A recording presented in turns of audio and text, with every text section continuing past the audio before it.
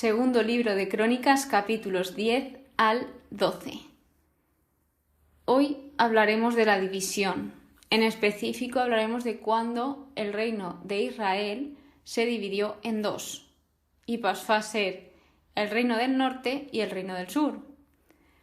Por lo tanto, empezando por el capítulo 10, aquí trata de las primeras reformas de la monarquía, donde en este mismo instante está Roboán, que es el rey. Este es el hijo de Salomón y también habla de la reagrupación de los levitas y del cisma, que, lo que os comentaba, habla de la separación de los reinos.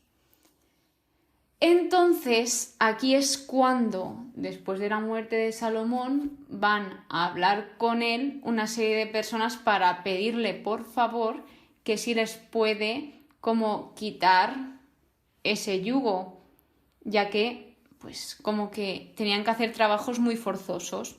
Entonces le pidieron que por favor si podía aligerar esa carga. Entonces el rey dijo, vale, dadme 3 días y lo pienso y os digo. ¿Qué hizo Fue aconsejarse. Primero acudió a los ancianos y luego a los jóvenes, que según he leído, estos jóvenes seguramente sean otros de los hijos de Salomón, o sea, sus hermanos supuestamente. Pero aquí lo que hizo Roboán fue ir a diferentes personas hasta encontrar a las personas que le dijeron lo que él quería oír, es decir, como si no hubiese pedido consejo, vaya, pero él lo hacía para quedarse a gusto consigo mismo y decir, vale, voy a pedir consejo y cuando encuentre a alguien que me diga lo que yo quiero oír, digo, vale, pues voy a hacer esto, que es lo que él quería hacer desde un principio. Y esto lo podemos ver muy reflejado en el día de hoy. ¿Cuántas veces no nos ha pasado esto y luego hemos acabado como hemos acabado? Pero bueno, de todo se aprende. Entonces, esto mismo de que el rey no escuchó al pueblo, se trataba de algo dispuesto por Dios para que se cumpliera su palabra. Es decir, Dios aquí estaba en todo, hasta en los mínimos detalles. Y llegó un punto en que al final el rey dijo que no les iba a aligerar la carga, encima les iba a poner más carga. Por lo tanto, Israel lo que hace aquí es rebelarse contra la casa de David. Y aquí es donde viene esa separación, la separación en el reino del norte y en el reino del sur. Que el reino del norte estaba compuesto por 10 tribus, que era Israel, y el reino del sur estaba compuesto por las tribus de Judá y Benjamín. Es decir, las 12 tribus de Israel divididas, separadas. ¿Y qué es esto? Pues al final esto solo va a traer problemas, porque las separaciones solo traen problemas. En el capítulo 11 habla un poco más acerca del reinado de Roboán.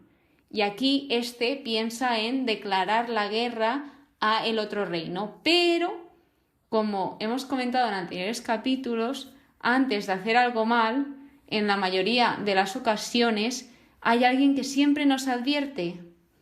Y en esta ocasión fue el profeta Semaías, que dice en el versículo 2: Pero Yahvé dirigió la palabra a Semaías, hombre de Dios.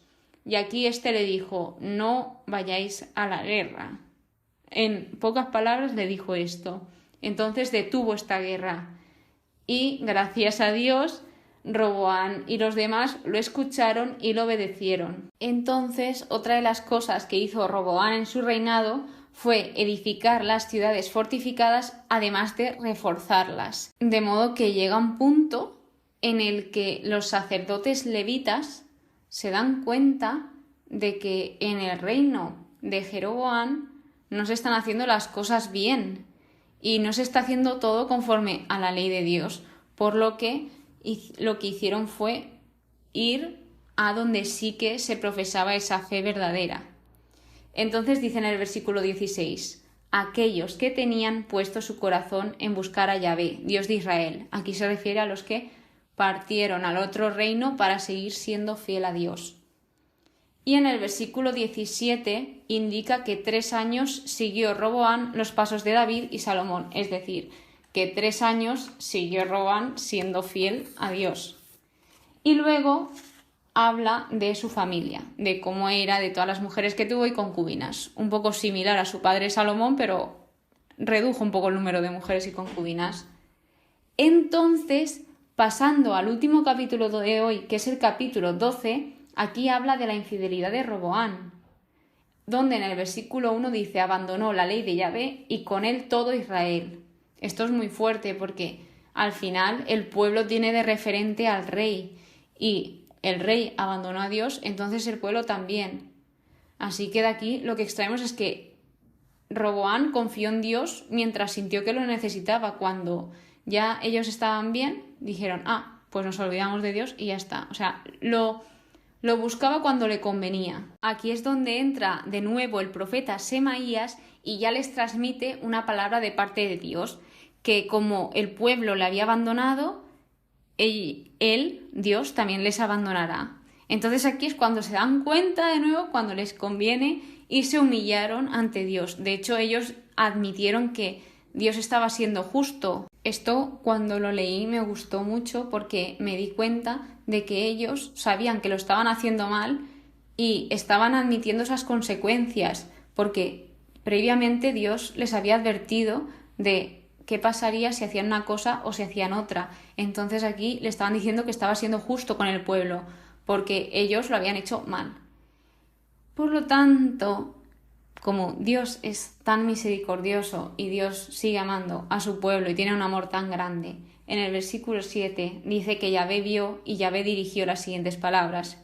En resumen, dijo que no les iba a destruir y que les pondría a salvo. Es decir, Dios no permitió que fuesen destruidos, pero sí que les permitió la dificultad. ¿Y por qué Dios permite la dificultad?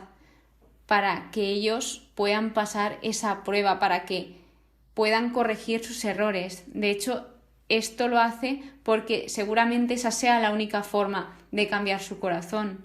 En mi caso, hay muchas situaciones en mi vida que cuando estaba en esa situación no me daba cuenta. Yo decía: ¿y por qué esto? ¿Por qué a mí? Pero al final es necesario, porque gracias a pasar por esas situaciones difíciles aprendes muchísimo y de hecho luego puedes ayudar a muchas personas que en este momento están pasando por esa situación.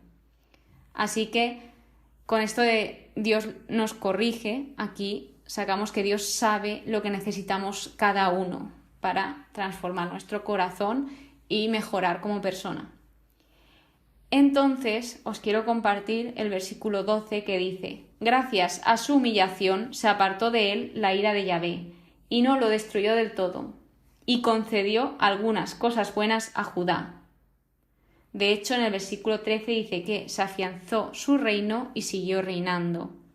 Y por último, otro versículo que os quería compartir es el 14, que dice: hizo cosas detestables porque no había dispuesto su corazón para buscar a Yahvé. En este libro de crónicas aquí solo habla de cosas positivas. Obviamente cuenta algún hecho objetivo que pasó de las guerras, que eso no lo puede quitar nadie, pero todo lo enfoca a algo positivo. Entonces, aquí lo que nos está queriendo decir es que por seguir siempre sus deseos, su ambición, su egocentrismo, finalmente perjudicó a todo el pueblo. De hecho, lo hemos leído antes, que hizo pecar a todo el pueblo. Y esto es muy grave. O sea, el que peques tú ya es grave, pero que hagas pecar a los demás es muchísimo peor aún. Entonces, al final, él estuvo alejado de Dios, pero él lo llamaba cuando le convenía. Y esto tampoco puede ser. Aunque a pesar de esto, Dios fue muy bueno con ellos y fue muy bueno con el pueblo. Esto ha sido todo por hoy.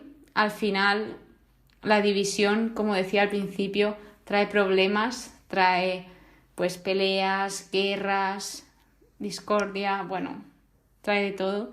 Y tenemos que luchar por unirnos a los demás, por ayudarlos, por comprender, por acoger, sobre todo ahora que estamos en la semana de oración por la unión de los cristianos en específico. Pues ojalá todos los cristianos nos uniésemos, porque estamos muy divididos, hay muchísimas ramas, y ojalá algún día todos seamos uno, porque al final es como si estuvieses dividiendo el cuerpo de Cristo.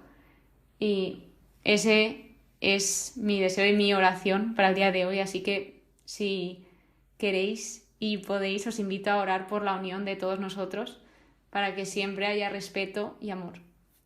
Espero que hayáis aprendido, aunque sea un poco, en este episodio. Muchas gracias por escucharme y nos vemos en el siguiente. Que tengáis muy buen día. Que Dios os bendiga siempre.